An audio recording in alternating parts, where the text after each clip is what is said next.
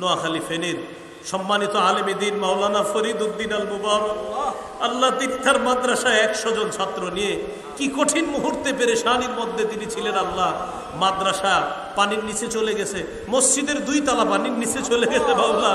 আল্লাহ মেহেরবানি করে তিনি সহ আরো যাদের অবস্থা খুব ভয়ঙ্কর মাওলা, পানির নিচে যাদের ঘরবাড়ি, আল্লাহ কুদরতিভাবে আপনি তাদেরকে উদ্ধারের ব্যবস্থা করেন। আমরা বিশ্বাস করি মাওলা, trawler, launch, steamer, speed boat যা যা প্রয়োজন আল্লাহ আপনি ব্যবস্থা করে দেন। আল্লাহ আমাদের দোয়া আপনি কবুল করেন, আল্লাহ আমাদের দোয়া আপনি কবুল করেন।